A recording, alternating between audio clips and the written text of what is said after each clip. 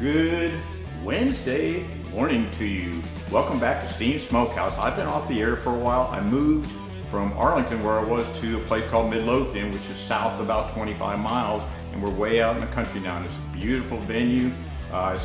Just haven't had time to do any videos lately. I haven't had my camera set up. I haven't even looked at my big pit, and we're going to do that today. I'm going to do some beef ribs and some pork ribs on the big pit just to get it fired up and just to get it broken in. Thank you so much for watching SteenSmokeHouse. We've got almost 400 subscribers now, and it's been a lot of fun, and I apologize I have not been here lately. It's been, I think, actually 5 months, or at least 4.5 months. So stay tuned, and I'll be back in a moment with our cook today. So here's our project for today. I have some USDA choice center cut beef back ribs and some St. Louis style pork ribs. I'm going to season them up like we always do and put them on the big pit. The big pit's getting fired up as we speak. I really am looking forward to doing this cook. It's a beautiful Wednesday, 4th of July, and I hope y'all are having a great 4th. I probably won't get this posted until Saturday or Sunday this coming weekend. But anyway, onward and upward. Hang tight. We'll be back.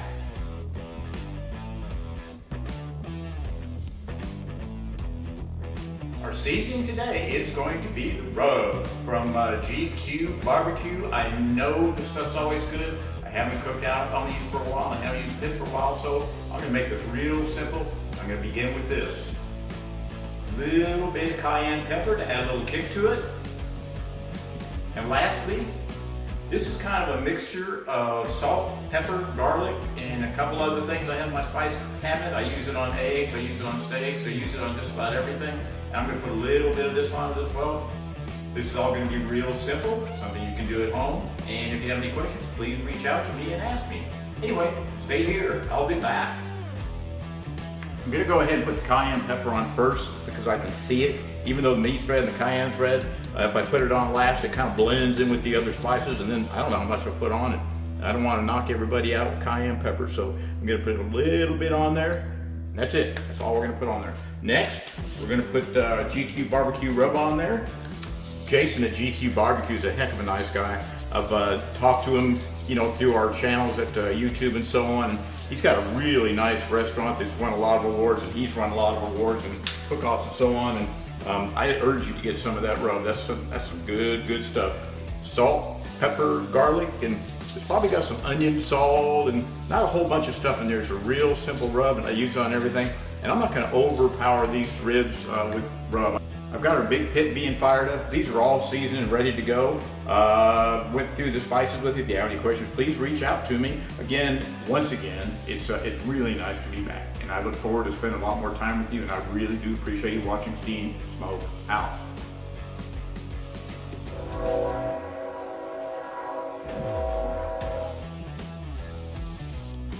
Well, our pit's been burning for a little while, but as you can see, we've got a lot of smoke. Our cooking wood's been sitting on the patio for about 5 months. We're viewing the north, that's the northeast, that would be the northwest. So we'll let this settle down a little bit till we get a nice clear heat signature, and then we will put our meat on.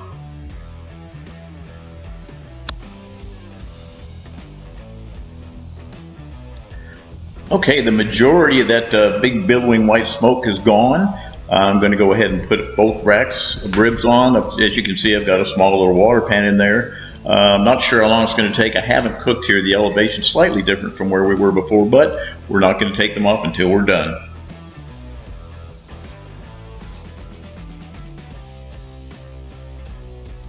Normally, I use apple juice to spritz the meat as it's cooking, but I thought I had some and I did not. So I'm using red wine vinegar and distilled water, which will impart a little bit of moisture and give it some more flavor. So I'm going to spritz it and lock the lid back down and let it go a few more hours.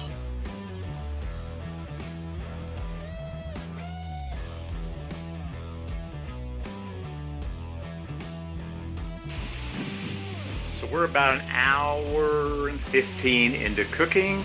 Our thermometer's reading 275, but our stack is beautiful. You can't even see the smoke coming out of it, but you can see, you look real close, you can see the heat signature, which is kind of like little ripples in the air, which I really like. So everything's tuned in right. but we're not going to take them off until we're done. And I'll show you the result when we get there.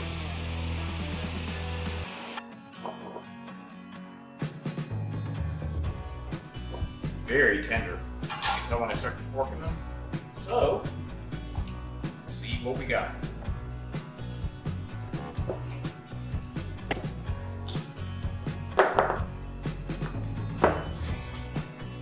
Yeah, these look really good. They cut really well.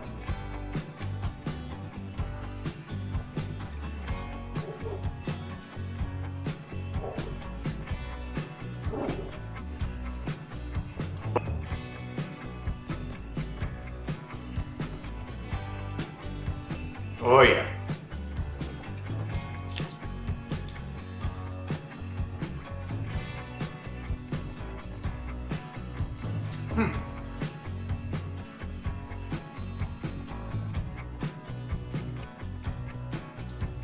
These are really tender. Remember, they're not USDA prime, they're just choice. My goodness. Wow. Now for the pork.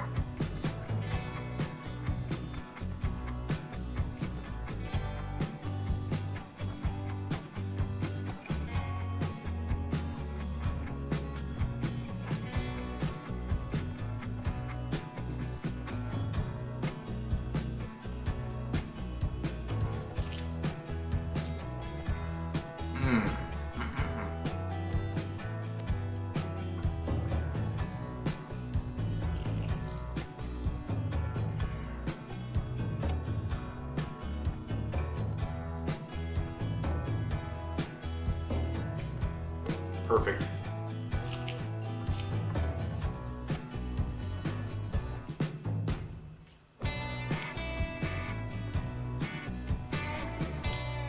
I like it when you can take a bite off the rib and just leave a bite mark like that, not just like pull all the meat out the bone.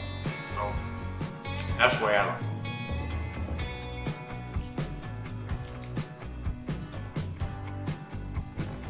Really good.